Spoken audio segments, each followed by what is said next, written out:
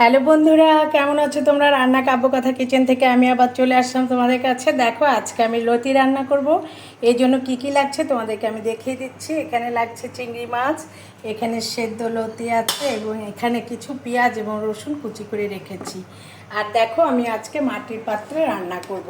প্রথমে দেখো, আমি মাটির পাত্রটি, আমার ভয়ও লাগছে, একটু শব্দ হলো। আমার খুব অনেক দিনের শখ যে মাটির পাত্রে রান্না করা। আমি দেখো একটু তেল দিয়ে দিচ্ছি, সরষের তেল দিয়ে দিচ্ছি এবং সরষের তেল দিয়ে এখানে আমি দেখো মাছগুলি আগে ভেজে নেব। এই দেখো, আমি মাছগুলিকে আগে আমি একটু লাল লাল করে ভেজে নেব, ঠিক আছে? আর এই লতি রাঁধতে বেশি কিছু লাগবে না, পেঁয়াজ বাটা হলে তো ভালোই হয়, আর পেঁয়াজ কুচি, রসুন কুচি হলেই হয়। দেখো, মাছগুলিকে সুন্দরভাবে হলুদ লবণ দিয়ে মেখে রেখেছি এবং এটাকে আমি জাল আসতেই দিয়েছি, কারণ এটা আজকে নতুন প্রথম আমি মাটির কড়াই রাঁধছি। কারণ আমার অনেক দিনের শখ যে আমি মাটির কড়াইয়ে রান্না করব, আর মাটির কড়াই আজকে আমি প্রথম রান্না করছি। তোমরা আমাকে আমার রান্না দেখো এবং আমাকে উৎসাহিত করো। দেখো, প্রথমে আমি মাছটাকে ভাজতে দিয়েছি এবং জাল একটু ভয়েই কমিয়ে দিয়েছি, শব্দ হচ্ছে একটা, এই জন্য, কারণ কোনো দিন রান্না করিনি, বারবার বলছি। দেখো, আমি মাছটাকে ভাজতে দিয়েছি। মাছটা ভাজা হয়ে গেলে এটাকে আমি উঠিয়ে নেব। আমি একটু উল্টিয়ে দিব।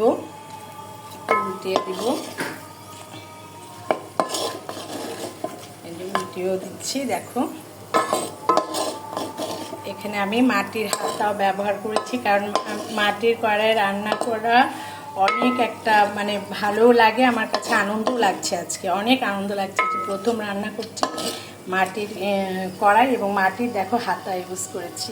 এবং এখানে আমি এই মাছগুলি ভাজা ভাজা হয়ে গেছে, এখন আমি একটা পাত্রে তুলে নেব।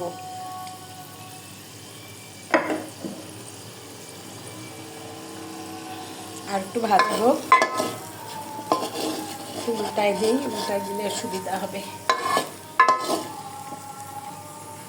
উল্টিয়ে দিয়েছি।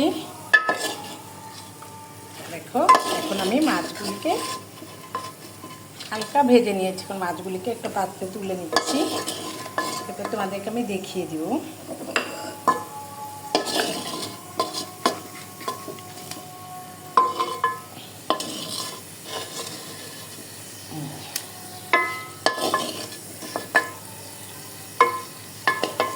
তুলে নিয়েছি। এখন এখানে আমি আর অল্প কিছু পরিমাণ সরষের তেল দিয়ে দিব, অল্প দিয়ে দিলাম। এবং এখানে দেখো, আমি যে পেঁয়াজ কুচি করে রেখেছি, এই পেঁয়াজ কুচি, রসুন কুচি, এটাকে আমি এখানে ঢেলে দিব। ঢেলে দিয়ে এটা আমি নাড়াচাড়া করতে থাকবো। নাড়াচাড়া করতে থাকবো এবং এটা একটু ভাজা ভাজা হয়ে নেই। পেঁয়াজ আর রসুনটা একটু ভাজা ভাজা না হলে ভালো লাগবে না। এটা একটু ভাজা ভাজা হতে থাকুক।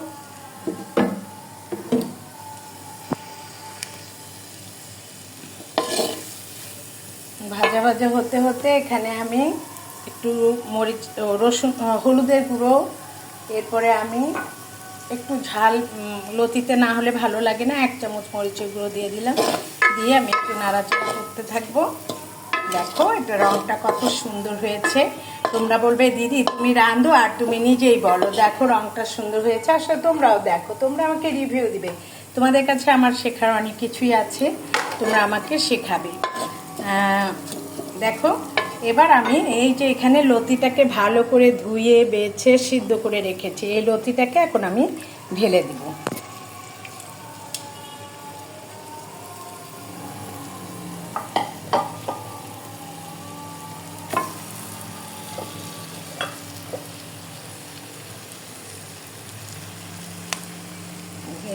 এটাকে আমি একটু উল্টিয়ে পাল্টিয়ে দিব।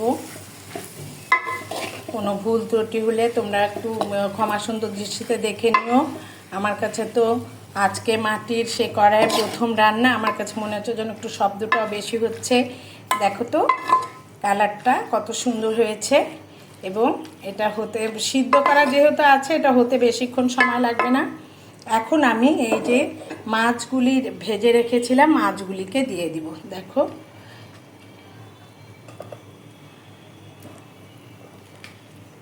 মাছগুলি দিয়ে দিব।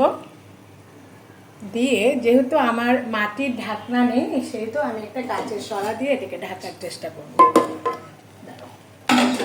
হবে না, ওই সরাটা দিয়ে ঢেকে দেব।